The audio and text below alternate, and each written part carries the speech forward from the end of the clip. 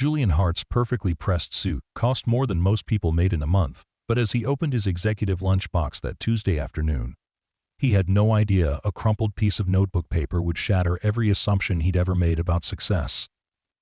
The childish handwriting scrawled across torn paper read simply, "Thank you for feeding my daddy." This wasn't his lunch, this wasn't his note.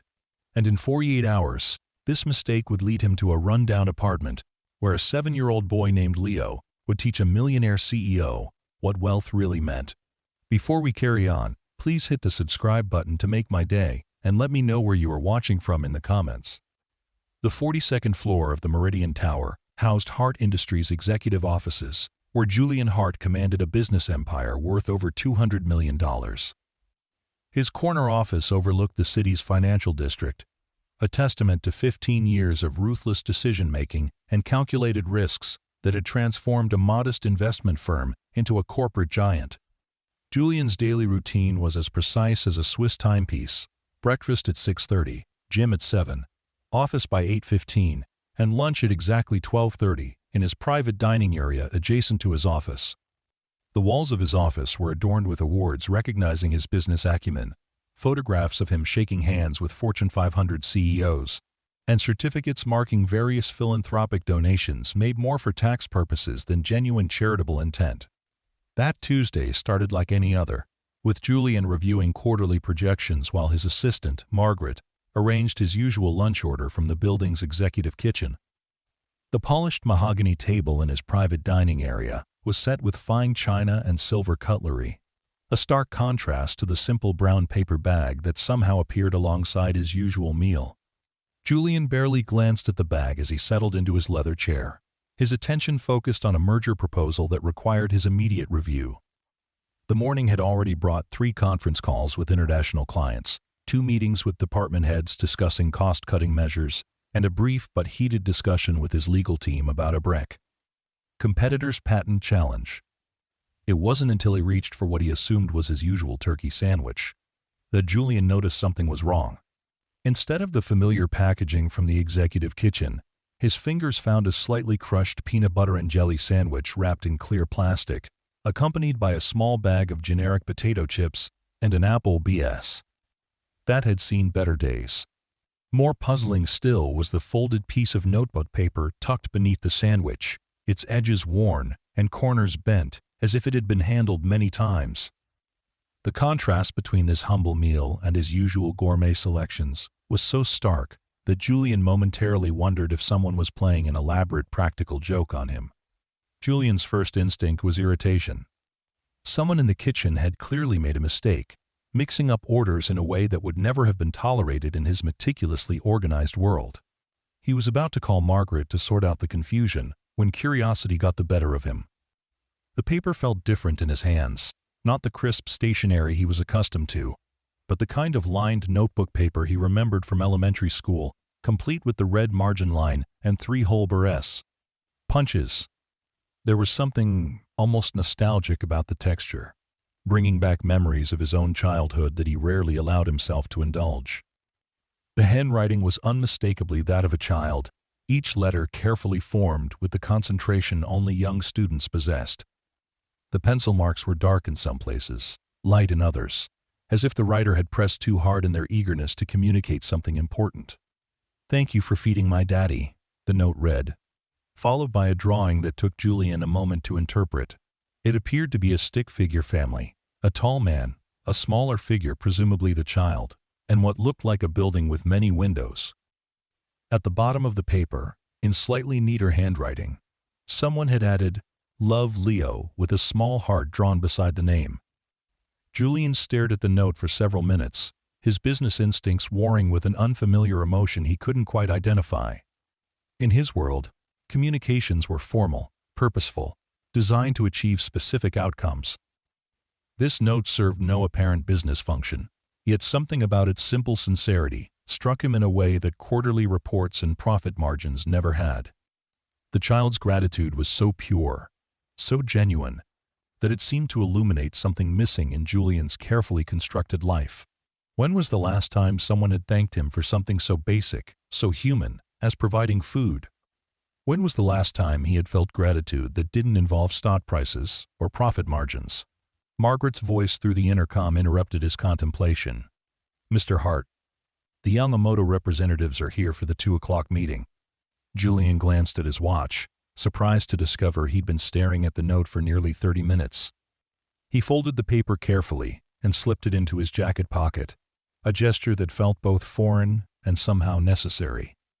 The weight of it against his chest seemed disproportionate to its physical presence, as if the simple words carried an emotional gravity he wasn't prepared to acknowledge.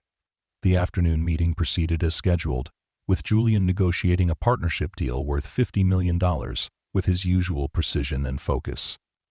The Japanese executives were impressed by his preparation and attention to detail, commenting on his reputation for fair dealing and innovative solutions. Yet throughout the discussions, his hand occasionally drifted to his pocket, fingertips brushing against the folded note as if to confirm it was still there. The contrast between the child's simple "thank you" and the complex financial maneuvering surrounding him created an odd tension in his mind, like two different worlds existing simultaneously in the same space.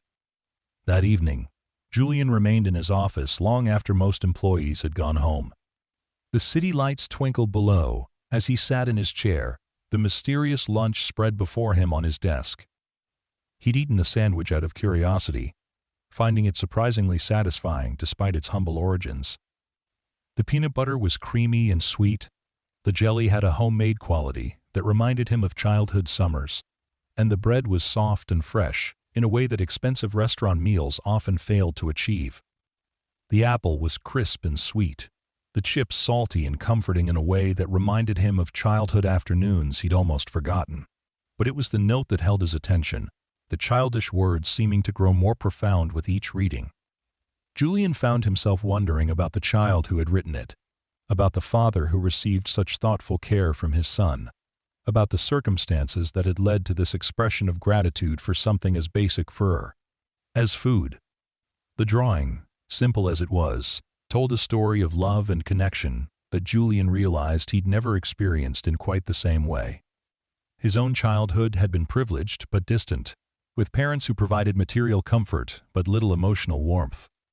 Julian's analytical mind began working through the puzzle. Someone's child had prepared this lunch, including a note thanking someone for feeding their father. The lunch had somehow ended up in his office, which meant it was intended for someone else in the building. Logic dictated that he should simply ask Margaret to investigate, to find the intended recipient, and ensure the mix-up didn't happen again. Yet something deeper than logic compelled him to solve this mystery personally. The note had touched something in him that he thought was permanently buried under years of corporate focus and emotional distance. The next morning, Julian arrived at the office earlier than usual, his mind focused on the task of identifying the lunch's rightful owner. He began with the most obvious possibility, that the meal had been prepared for someone in the executive kitchen staff. Margaret made discreet inquiries, but none of the kitchen workers had children, and all seemed genuinely puzzled by the description of the lunch and note. The executive chef, a middle-aged woman named Patricia, had teenage grandchildren, but lived too far away for them to be involved in daily lunch preparation. Julian's investigation expanded to include the building's maintenance staff, security guards, and cleaning crews. He found himself engaging in conversations with employees he'd never spoken to directly, learning names and personal details that had previously been invisible to him. Carlos, the night janitor, had 3 teenage daughters who were more interested in social media than making their father's lunch. Maria, who cleaned the offices on his floor, had twin boys, but they were in high school and had after-school jobs that kept them busy. The security guard, Robert, was newly married with no children yet, though he mentioned hoping to start a family soon. Each conversation revealed the complex lives of people who worked in his building but remained largely invisible to him. They spoke of second jobs, night shifts, family responsibilities, and financial pressures that existed in a completely different universe from his executive suite. Carlos mentioned working 2 jobs to save money for his daughter's college educations. Maria talked about her boys' academic achievements and her pride in their determination to succeed despite the family's modest circumstances. Robert shared his dreams of buying a house with his new wife, of creating the kind of stable home environment he'd never had growing up. As the day progressed, Julian's search took on an urgency he couldn't fully explain. The note in his pocket seemed to pulse with increasing significance, a reminder that behind every service he took for granted was a human story he'd never bothered to consider. When had he stopped seeing the people who cleaned his office, who secured his building, who prepared his meals? When had he become so insulated by wealth and status that entire categories of human beings had become invisible to him? Margaret watched her boss's unusual behavior with growing concern. In 15 years of working for Julian Hart, she'd never seen him personally investigate anything more trivial than a major client complaint. His sudden interest in tracking down the owner of a child's lunch seemed entirely out of character, yet she recognized something in his demeanor that discouraged questions. There was an intensity to his focus that reminded her of how he approached major business deals, but with an underlying emotion she couldn't identify. She'd seen him passionate about acquisitions, determined about negotiations, even angry about setbacks. But this was different. This seemed almost desperate. By Thursday afternoon, Julian's search had expanded beyond the Meridian Tower.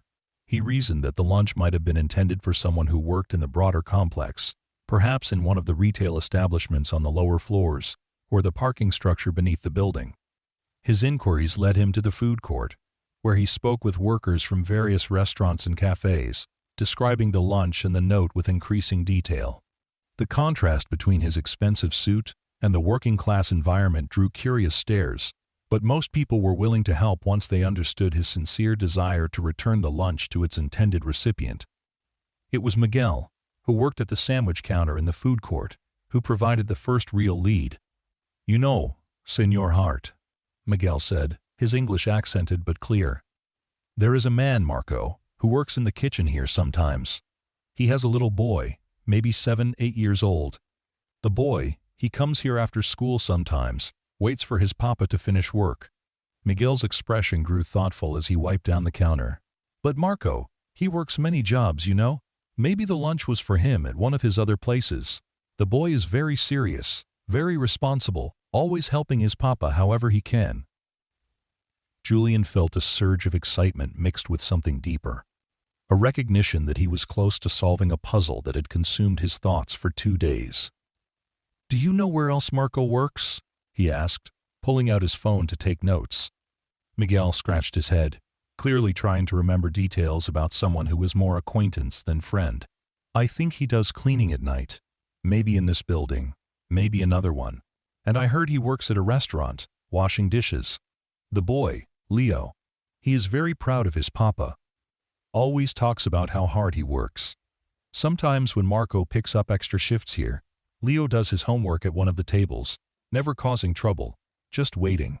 The name Leo resonated with Julian in a way he couldn't explain. The image of a 7-year-old boy waiting for his father to finish work, proud of a man who juggled multiple jobs to make ends meet, painted a picture that contrasted sharply with Julian's own childhood memories. Julian had been raised by nannies and boarding school teachers, while his own father built the business empire Julian had inherited and expanded.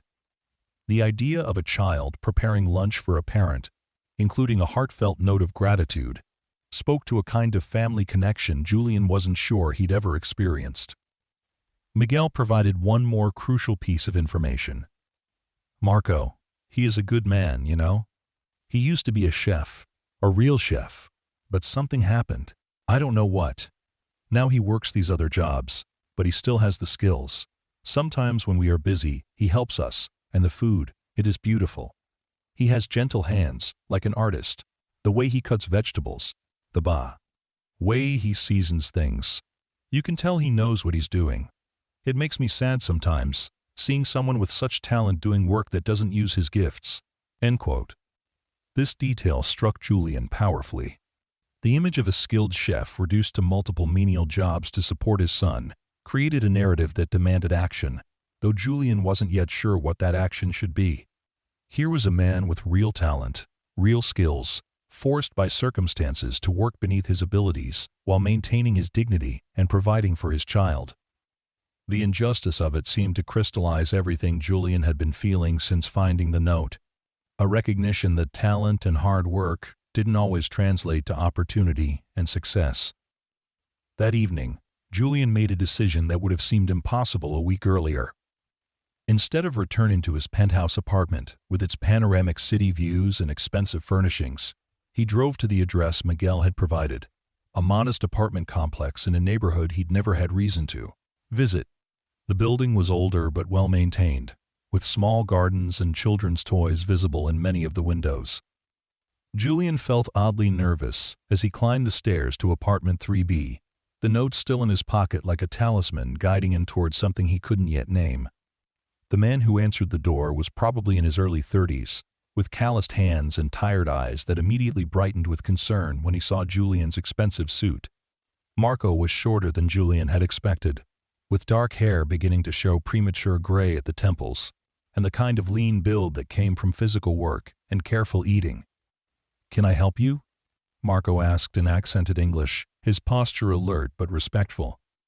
Behind him, Julian could see a small apartment, clean but sparsely furnished, with a dining table that served double duty as a homework station based on the scattered papers and colored pencils.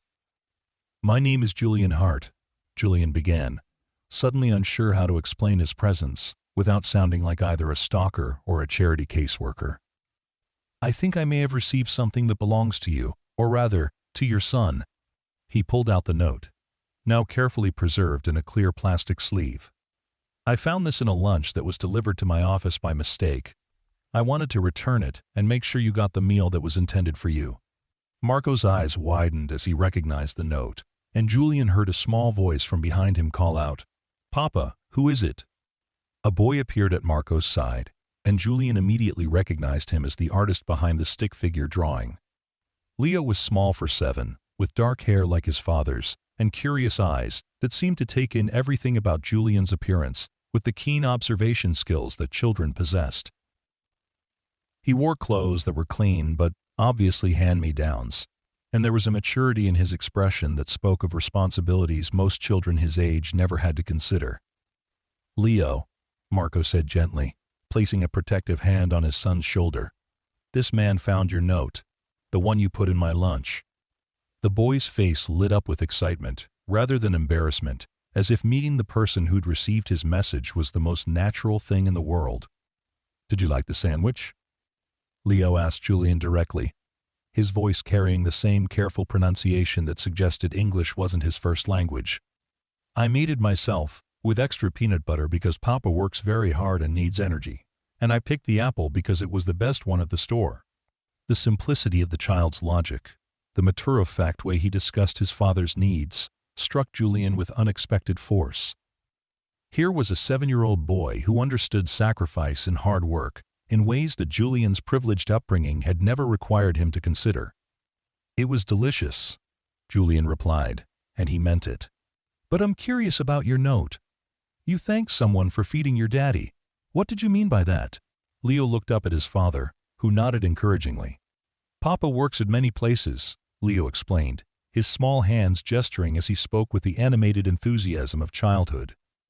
"Sometimes the people are nice, and they give him food when he's hungry. Like yesterday, the lady at the restaurant gave Papa a sandwich to take home. And last week, the man at the office building shared his lunch, because Papa forgot to bring one. I wanted to say thank you, because Papa says it's important to be grateful when people are kind to us." The child's words were delivered with the seriousness of someone much older, yet retained the innocent directness that only children possessed. Julian realized that Leo's note wasn't just about food in the literal sense, but about human kindness, about the small acts of generosity that helped the struggling family make it through each day. The gratitude wasn't just for sustenance, but for dignity, for being seen as worthy of care and consideration. Marco's face showed a mixture of pride and embarrassment as his son revealed their circumstances to this well-dressed stranger. "Leo is very thoughtful," Marco said quietly, his accent more pronounced when he was emotional. "He worries about me working so much. So he started making my lunches and writing little notes. I didn't know he was thanking people I work for. Sometimes my cross. Supervisors or coworkers share their food when they see I'm tired or haven't had time to eat. It's not charity, it's just kindness. But Leo notices everything." Julian asked if he could come inside, and Marco stepped aside to welcome him into their modest home. The apartment was small but immaculately clean, with evidence of Leo's presence everywhere but organized in a way that spoke of careful attention to their limited space. School artwork covered the refrigerator. Books were stacked neatly on shelves made from boards and bricks, and the dining table showed signs of both homework completion and meal preparation. Despite the obvious financial constraints, the space radiated warmth and love in ways that Julian's expensive penthouse never had.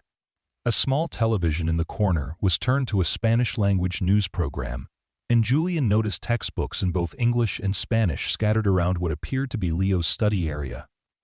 The boy was clearly bilingual, switching effortlessly between languages when speaking to his father, and his homework showed the kind of careful attention to detail that suggested both intelligence and discipline. On the walls were photographs of what Julian assumed was Leo's extended family, people with kind faces and warm smiles who looked like they knew how to find joy despite economic hardship.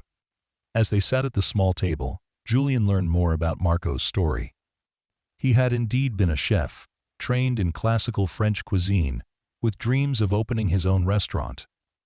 He'd immigrated to the United States 15 years earlier, working his way up through various restaurant kitchens until he'd achieved the position of sous chef at a well-regarded establishment downtown. A combination of economic downturns, failed business partnerships, and eventually his wife's extended illness had depleted their resources and forced Marco into survival mode rather than career-building mode. "My wife.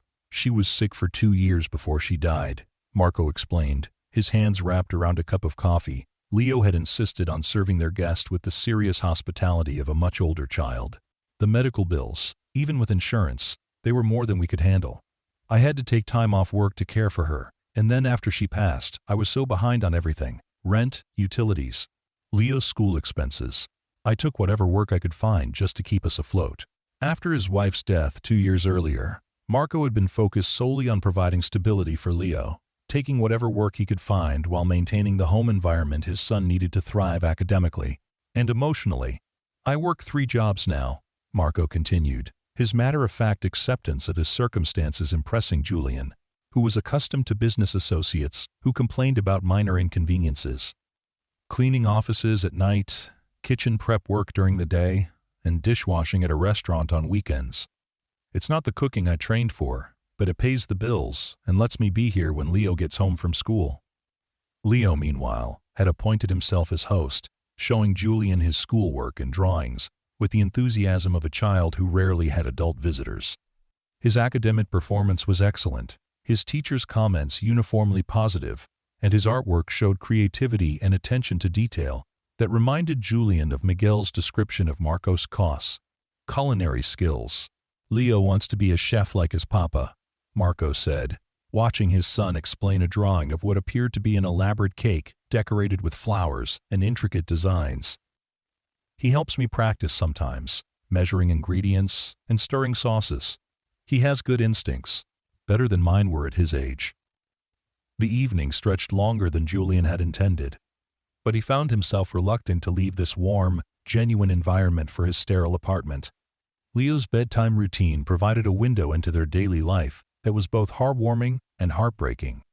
The child's prayers, recited in a mixture of English and Spanish, included thanks for his father's jobs, hopes that they would have enough money for groceries, and a request that someone would give his papa a chance to cook real food again. The innocence and maturity combined in that prayer hit Julian with emotional force he wasn't prepared for. After Leo was tucked into bed in the apartment's single bedroom, which Julian realized the boy shared with his father, the 2 men continued talking. Marco shared his dreams of returning to real cooking, his hopes for Leo's education, and his daily struggle to balance multiple jobs with single parenthood. Julian found himself opening up in ways he rarely did, sharing his own childhood experiences with absent parents and questioning whether his business success had cost him the kind of authentic relationships he was witnessing in this small apartment. "You know," Marco said as the evening wound down, "Leo's note wasn't really about food. I mean, yes. Sometimes people at work share their lunch, or the restaurants give me something to take home. But what he was really thanking them for was treating me with dignity. When people see the person, not just the job, it feeds something more important than hunger. It feeds the soul, you know? It reminds you that you're human, that you matter. Julian drove home that night with Marco's words echoing in his mind. The contrast between the genuine warmth of the small apartment and the cold luxury of his penthouse was stark and unsettling. He'd spent years building financial success, accumulating possessions and status symbols that now seemed hollow compared to the rich relationship between Marco and Leo. The child's simple note had opened a door to a world where love and gratitude mattered more than profit margins and stock options. Sleep came fitfully that night, with Julian's dreams filled with images of Leo's earnest face and Marco's dignified acceptance of circumstances that would have defeated lesser men. Julian woke with an unusual sense of purpose, not the familiar drive to maximize profits or outmaneuver competitors, but something deeper and more personal. The note, now framed on his bedside table alongside family photographs he rarely looked at, seemed to issue a challenge he couldn't ignore. Friday morning brought a flurry of activity as Julian canceled his scheduled meetings and asked Margaret to research the details of Hart Industries' corporate kitchen operations. The company maintained an executive dining facility that served the top floors of the building, but Julian had never given much thought to how it operated or who managed it. His investigation revealed that the current executive chef was nearing retirement, and the kitchen staff was small but professional, serving primarily reheated gourmet meals from outside vendors rather than preparing fresh food on site. Julian's plan began forming as he reviewed the kitchen's budget and operations. Hart Industries could easily afford to expand the facility, to transform it from a simple reheating operation into a true restaurant-quality kitchen that could serve the entire building's population of nearly 800 employees. Such an expansion would require an executive chef with real skills, someone who could develop menus, train staff, and create the kind of dining experience that would be both profitable and satisfying for employees at all levels of the organization. The more Julian considered the idea, the more sense it made from both business and personal perspectives. Employee satisfaction surveys had consistently mentioned food quality as an area for improvement, and several competing companies in the financial district boasted superior dining facilities that helped with recruitment, and retention. Investing in a high-quality corporate kitchen would be a legitimate business expense that could pay dividends in employee morale, productivity, and the company's reputation as a desirable place to work. But Julian's motivation went deeper than business strategy. The image of Marco's hands, described by Miguel as gentle like an artist's, working in menial kitchen prep instead of creating the beautiful food he was trained to make, had haunted Julian's thoughts for days. Here was an opportunity to restore dignity to a man who deserved better, while simultaneously solving a legitimate business need. The symmetry of the solution felt almost too perfect to be coincidental. Julian spent Friday afternoon developing a comprehensive proposal for the kitchen expansion, complete with budget projections, timeline estimates, and operational plans.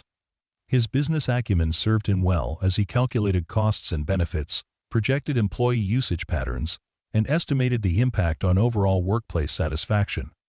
But his underlying motivation remained deeply personal. He wanted to see Marco cooking again, wanted to witness the joy that Leo would feel knowing his father was using his real skills, wanted to be part of restoring hope to a family that had faced too many setbacks. The financial projections were compelling even without the emotional component. The expanded kitchen could serve breakfast and lunch to all building tenants, potentially generating revenue from external customers as well. The initial investment of $1.5 million would be recovered within 3 years, based on conservative estimates of usage and pricing. More importantly, the intangible benefits of improved employee satisfaction, reduced turnover, and enhanced company reputation could be worth far more than the measurable financial returns. Margaret watched her boss's unusual behavior with growing amazement. Julian's typical decision-making process was deliberate and methodical, involving extensive research and consultation with various departments. This kitchen expansion proposal had emerged fully formed from his mind in a single afternoon, with a level of detail and passion she'd rarely seen him display. When she asked about the urgency, Julian simply said it was an opportunity that couldn't wait, that sometimes the best business decisions were also the most human ones. Saturday morning found Julian back at Marco and Leo's apartment, but this time, he'd come prepared with more than just conversation. The kitchen expansion proposal was printed and bound in a professional presentation folder, but Julian also carried bags of high-quality groceries and a simple request. "I was wondering," he said as Marco welcomed him inside with the same gracious hospitality he'd shown during their first meeting. "If you might be willing to cook something for me. I'd like to understand what Miguel meant when he said you have an artist's hands." Leo's excitement at seeing their new friend again was infectious, and he immediately appointed himself as his father's sous chef, donning a small apron that was clearly handmade from colorful fabric scraps.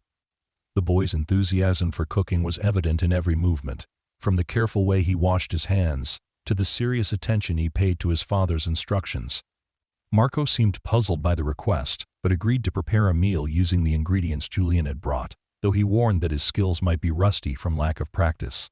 "I should warn you," Marco said as he examined the contents of the bags, noting the quality of the ingredients with obvious appreciation. "I haven't had a chance to cook properly in months.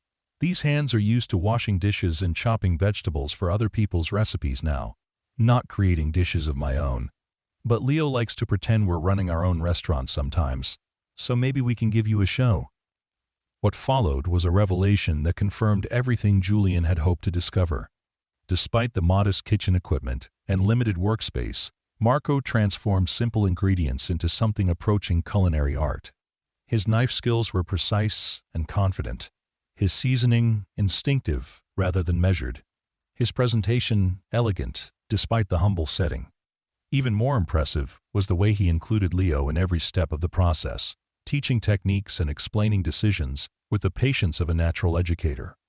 Leo assisted with the concentration of a surgical resident, measuring spices with careful attention, stirring sauces with the focus of someone much older, asking questions that showed both curiosity and understanding of the cooking process.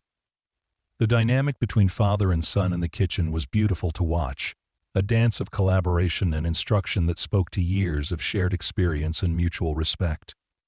The meal itself was extraordinary, a simple pasta dish elevated by Marco's understanding of flavor, texture, and timing into something that would have been at home in any high-end restaurant.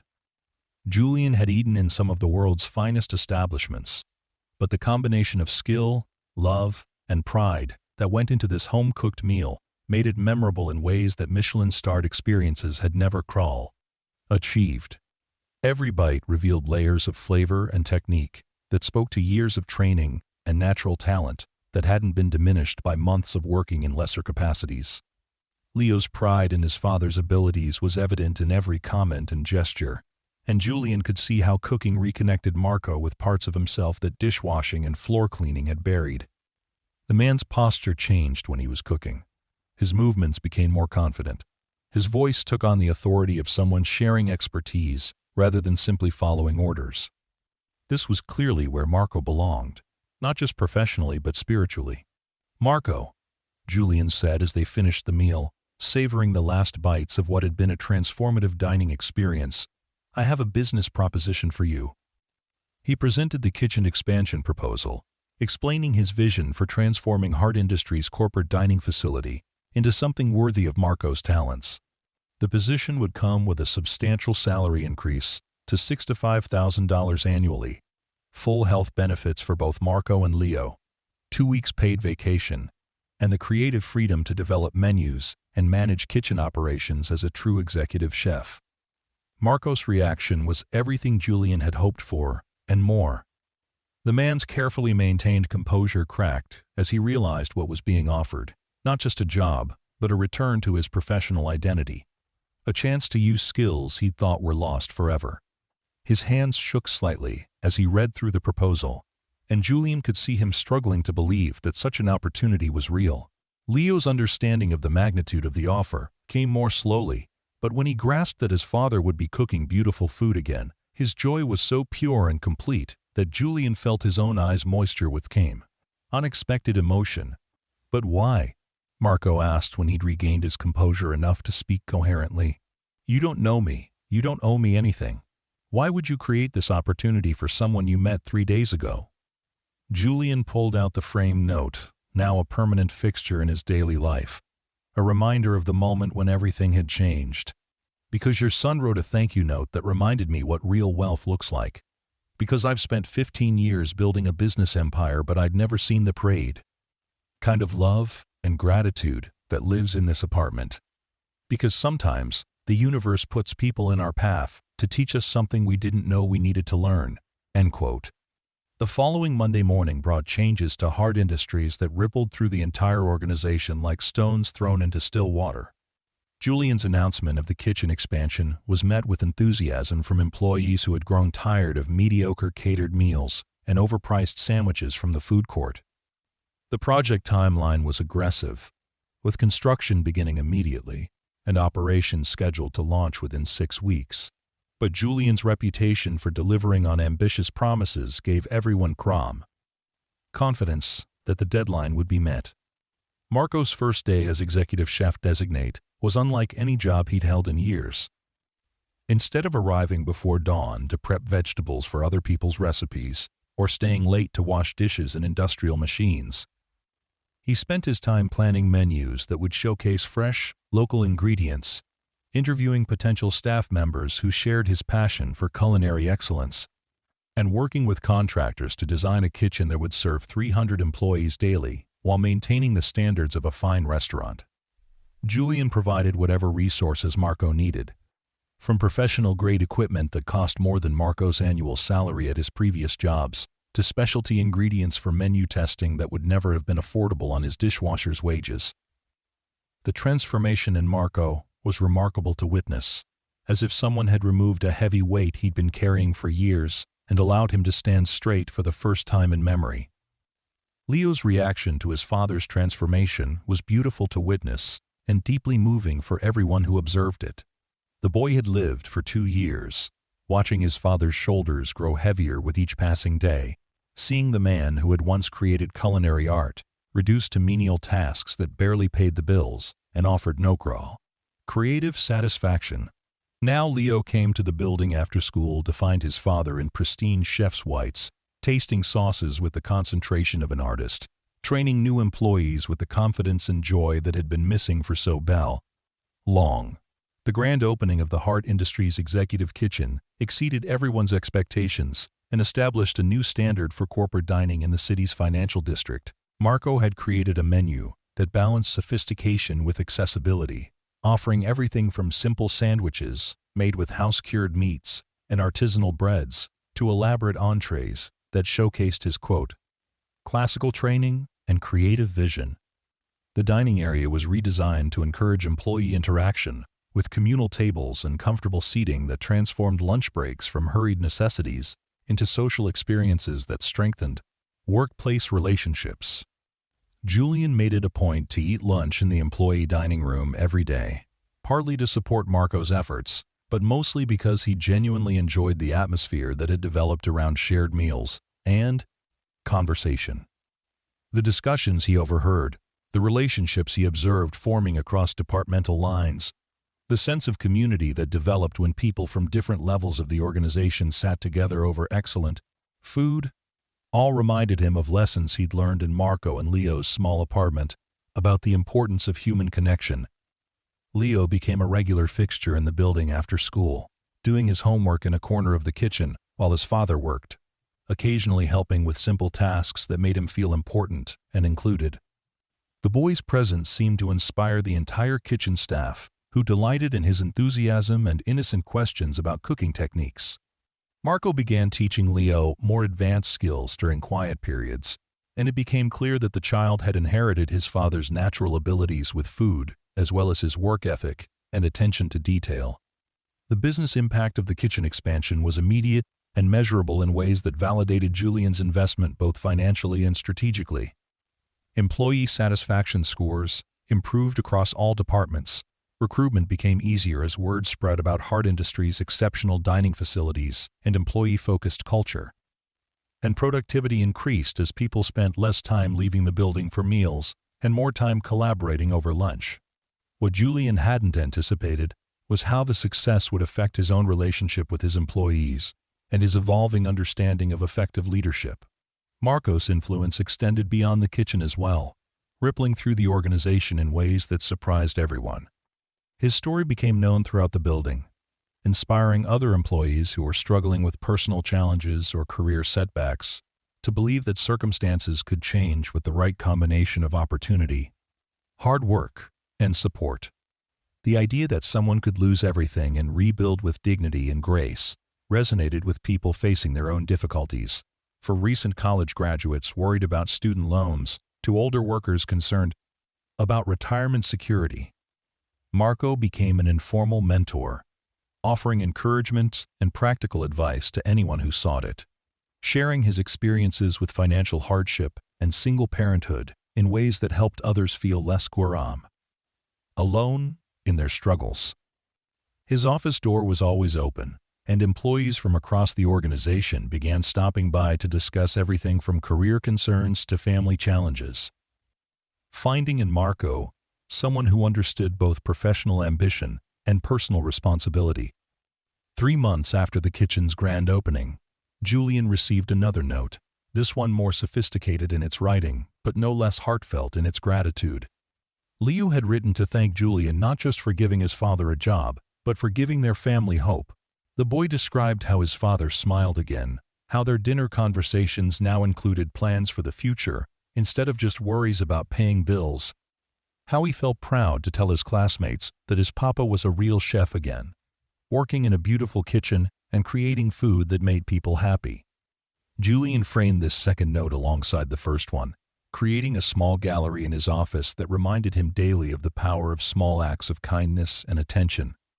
Visitors to his office often asked about the childish handwriting displayed so prominently among his business awards and achievements, giving Julian opportunities to tell Marco and Leo's story and reflect on the lessons they'd taught him about success and fulfillment. The contrast between the simple, heartfelt messages and the formal corporate recognitions served as a constant reminder of what truly mattered. The ripple effects of Julian's decision continued to spread in unexpected directions throughout the following months. Marco's success attracted attention from local culinary schools, leading to partnerships that provided internship opportunities for aspiring chefs who might not otherwise have access to professional kitchen experience. Leo's presence in the kitchen inspired Julian to establish a scholarship program for Children of Hart Industries employees, ensuring that financial constraints wouldn't prevent talented young people from pursuing their educational goals. The scholarship program grew from Julian's recognition that Leo's academic excellence deserved support and encouragement beyond what his father's improved but still modest salary could provide. Julian established an endowment of $5 million, with the income supporting full college scholarships for up to 20 students annually. The selection criteria emphasized not just academic achievement, but also character, resilience, and commitment to helping others, qualities that Leo had demonstrated despite his young age. Julian's relationship with Marco evolved from employer and employee to something approaching friendship, built on mutual respect and shared values rather than corporate hierarchy. Their conversations ranged from menu planning to parenting philosophy, from business strategy to personal dreams. Julian found himself seeking Marco's perspective on decisions that had nothing to do with food service, valuing the insight that came from someone who had faced real hardship and emerged with his integrity intact. Marco's wisdom came not from business school theories or management seminars, but from lived experience with adversity, resilience, and the daily challenge of balancing personal needs with professional responsibilities. When Julian faced difficult personnel decisions, Marco's perspective on treating people with dignity regardless of their position proved invaluable. When Julian struggled with work-life balance issues, Marco's example of prioritizing family relationships while still excelling professionally provided a model worth emulating. Leo's education became a priority for Julian as well, not out of obligation but from genuine care for the boy's future and recognition of his exceptional potential. When Leo expressed interest in advanced cooking classes beyond what his elementary school could provide, Julian arranged for him to spend summers working with renowned chefs at prestigious restaurants throughout the city. When Leo's academic performance suggested potential for accelerated learning, Julian ensured he had access to the best tutoring and enrichment programs available. The transformation in Julian's own life was perhaps the most remarkable outcome of the chance encounter with a misdelivered lunch, representing changes that went far deeper than career adjustments or lifestyle modifications. The driven, somewhat isolated executive, who had focused exclusively on business success, found himself connected to a community of people who valued relationships, creativity, and service above personal gain. His penthouse apartment, once a symbol of achievement and success, began to feel less like a home than the bustling kitchen where Marco created daily magic and Leo did his homework. Julian began spending more time in the kitchen after hours, not because he needed to monitor operations, but because he enjoyed the atmosphere of creativity and collaboration that Marco had fostered among the staff. The kitchen became a gathering place for employees from across the organization, a neutral territory where hierarchies seemed less important than shared appreciation for excellent food and genuine conversation. Julian found himself learning as much about his own company and employees during these informal interactions as he did in formal meetings and reports. Julian's business leadership style evolved as well, influenced by Marco's example of leading through service and inspiration rather than authority and intimidation. Employee turnover decreased significantly, collaboration increased across departmental boundaries, and the company's culture shifted toward one that prioritized both professional excellence and personal fulfillment. The changes were subtle but significant, creating an environment where people wanted to do their best work, rather than simply meeting minimum expectations to avoid criticism. The kitchen's success attracted media attention as well, with business publications featuring Hart Industries as an example of innovative employee benefits and corporate culture initiatives. Food magazines praised Marco's menus and the unique approach of bringing restaurant-quality dining to a corporate environment. Local news stations did feature stories on the scholarship program and the remarkable journey of a dishwasher who became an executive chef through the recognition of his talents and the creation of opportunity. Marco's own confidence continued to grow as he received recognition for his culinary skills and leadership abilities. He began writing articles for professional culinary journals, sharing his experiences with career setbacks and recovery in ways that inspired other chefs facing similar challenges. His story resonated particularly with immigrant professionals who had been forced to work below their skill levels while adapting to new cultural and economic environments. Leo's development continued to amaze everyone who knew him, as the boy balanced academic excellence with increasing sophistication in culinary skills and growing awareness of the broader world beyond his immediate experience. His teachers reported that he had become a leader among his classmates, helping other students with their work and demonstrating the kind of empathy and responsibility that typically developed much later in life. His artwork evolved to include detailed drawings of complex dishes and restaurant designs, suggesting that his interest in cooking was deepening into a genuine passion. 2 years after finding Leo's note, Julian stood in the Hart Industries kitchen, watching Marco train a new generation of culinary professionals, while Leo, now 9 and increasingly sophisticated in his cooking skills, helped prepare a special dinner for the company's major donors and community partners. The scene represented everything Julian had learned about real wealth during this transformative period of his life. The satisfaction of meaningful work, the joy of mentoring others, the deep contentment that came from building something larger than oneself. The dinner that evening was a celebration of the scholarship program that had grown from Julian's initial impulse to help Leo with his education and had expanded to support dozens of young people from working families. Throughout the city, 25 students were receiving full funding for college or vocational training, each one representing a family whose dreams were becoming possible through the opportunities created by Hart Industries' community investment programs. Marco's cuisine provided the perfect backdrop for an evening dedicated to recognizing potential and investing in futures that might otherwise have been limited by economic circumstances.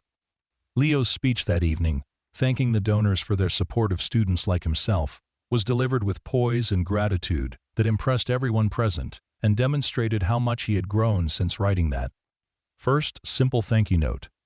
The boy who had once struggled to express his appreciation in elementary school handwriting had developed into a young person capable of articulating complex ideas about opportunity, responsibility, and the importance of helping others achieve their dreams. His words carried the same genuine appreciation that had characterized his first note, but with an added dimension of understanding about how individual actions could create lasting change in multiple lives. Julian's own remarks that evening focused on the lessons he'd learned from Marco and Leo about the true meaning of success, moving beyond traditional business metrics to embrace a more holistic understanding of achievement and fulfillment. He spoke about the transformative power of paying attention to the people around us, of recognizing that everyone has a story worth hearing and dreams worth supporting, of understanding that the most important investments are often those we make in human potential rather than financial instruments. The audience, comprised of some of the city's most successful business leaders, listened with the kind of attention that suggested Julian's words were resonating with their own experiences and perhaps inspiring some reflection on their own definitions of achievement and purpose. Several guests approached Julian after his speech to discuss how they might implement similar programs in their own organizations. Recognizing that the Hart Industries model offered a blueprint for combining business success with meaningful social impact, the evening concluded with Julian presenting Marco with a special recognition award, not just for his culinary excellence, though that was certainly noteworthy, but for his role as an example of resilience, dignity, and grace under pressure. Marco's acceptance speech was brief but powerful, focusing on the importance of never giving up on dreams and always remaining grateful for the people who offer support during difficult times. His words carried special weight because everyone present knew his story and had witnessed his transformation from struggling dishwasher to respected executive chef and community leader. As the guests departed and the kitchen staff cleaned up from the evening's event, Julian found himself alone with Marco and Leo, just as he had been on that first evening in their small apartment nearly 2 years earlier. The setting was different. The circumstances had changed dramatically, but the essential connection between them remained the same. They were 3 people who had found each other through circumstance and chosen to build something meaningful together, creating ripple effects that extended far beyond their individual lives. Leo, now tired from the excitement of the evening but still energized by the success of the event, curled up in a corner of the dining room with a book about advanced cooking techniques, while Julian and Marco shared a quiet conversation about the future. Marco's dreams had expanded beyond personal success to include mentoring young chefs, possibly writing a cookbook that would tell his story and inspire others facing similar challenges, and ensuring that Leo had every opportunity to pursue whatever path his talents and interests suggested. Julian's own future had become more complex and meaningful as well, shaped by the recognition that true success required balancing financial achievement with human impact. The business continued to thrive, but success was now measured in terms of community impact, employee satisfaction, and the number of lives positively affected by Hart Industries' various programs and initiatives. The company had become a model for other businesses interested in balancing profit with purpose, and Julian found himself in demand as a speaker and consultant on corporate social responsibility and innovative employee engagement strategies. The original note, now carefully preserved in Julian's office museum of meaningful moments, continued to serve as a daily reminder of the power of gratitude and the importance of paying attention to the small details that revealed larger truths about human nature and potential. Visitors often asked about its significance, giving Julian countless opportunities to share Marco and Leo's story and reflect on the lessons they'd taught him about wealth, success, and the importance of human connection in creating lasting fulfillment. 3 years had passed since that Tuesday afternoon when Julian first discovered Leo's thank you note, and the ripple effects of that moment continued to expand in ways none of them could have anticipated when their lives first intersected. Marco's kitchen had become a destination for food enthusiasts throughout the city. Leo's academic achievements had attracted attention from prestigious preparatory schools that were eager to provide full scholarships, and Julian's approach to business leadership had influenced practices throughout the industry. The scholarship program had grown to support over 100 students annually, with graduates beginning to make their own marks in various professions, and many returning to support the next generation of teen scholarship recipients. Marco had published his cookbook, titled Notes of Gratitude, A Chef's Journey from Dishwasher to Dreams, with proceeds supporting culinary education programs for underserved youth. Leo had been accepted into an accelerated academic program that would allow him to pursue both traditional studies and advanced culinary training. But perhaps the most significant change was in Julian himself, the man who had once measured success purely in financial terms, but had learned to value the kind of wealth that couldn't be quantified in annual reports or stock valuations. The relationships he built, the lives he'd touched, the community he'd helped create, these represented a form of prosperity that would endure long after business cycles and market fluctuations had faded into history. The story that began with a simple case of mistaken lunch delivery had evolved into something much larger and more meaningful. A testament to the transformative power of paying attention, showing up, and choosing to see the humanity in everyone we encounter. Julian's life had been changed, not by a business deal or financial windfall, but by a 7-year-old boy's thank you note and the courage to follow where that note led him. As Julian locked up the building that evening and headed home to his apartment, which he had finally redecorated to be warmer and more welcoming rather than just impressive, he carried within the satisfaction of a day well spent, relationships well tended, and purposes well served. Tomorrow would bring new challenges and opportunities, but he would face them with the confidence that came from understanding what really mattered, and the joy that came from building something meaningful with people he cared about.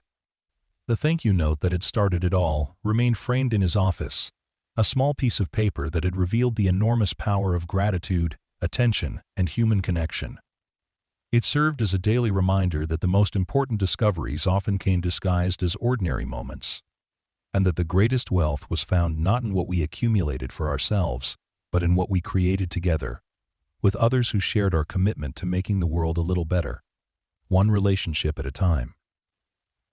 5 years later, Julian stood once again in the Hart Industries kitchen, but this time he was watching Leo, now 12 years old, demonstrate advanced cooking techniques to a group of young scholarship recipients who had come to learn from Marco and tour the facilities that had become legendary in the city's business community.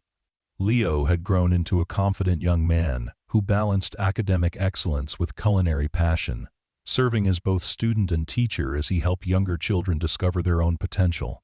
Marco had become something of a celebrity chef, not through television appearances or restaurant empires, but through his dedication to mentoring others and his reputation for creating extraordinary food while maintaining the highest standards of integrity and compassion. His kitchen had trained dozens of young chefs who had gone on to successful careers throughout the industry, many of them crediting Marco with teaching them not just cooking techniques, but life lessons about resilience, dignity, and the importance of lifting others as you climb. The scholarship program had evolved into a comprehensive support system that provided not just financial assistance but mentoring, internship opportunities, and ongoing guidance to help young people navigate the challenges of higher education and career development. Many scholarship recipients had graduated from college and begun successful careers, with several returning to Hart Industries as employees and continuing the cycle of investment in human potential. Julian's own transformation was complete but ongoing, as he continued to discover new ways to use his business success and personal resources to create opportunities for others, while finding deeper meaning and satisfaction in his own life. The driven, isolated executive who had once defined success solely in terms of profit margins had become a leader who understood that the most important measures of achievement were the lives touched, the dreams enabled, and the hope created through the simple act of paying attention to the humanity in everyone we encounter. The two notes, now joined by dozens of letters from scholarship recipients, employees, and community members whose lives had been touched by the programs that grew from that first chance encounter, served as daily reminders of a fundamental truth that Julian had learned from a 7-year-old boy. That gratitude, when expressed with sincerity and received with open hearts, has the power to transform not just individual lives, but entire communities, creating ripple effects of kindness and opportunity that extend far beyond what any of us can imagine when we first choose to pay attention to the small miracles hidden in ordinary moments.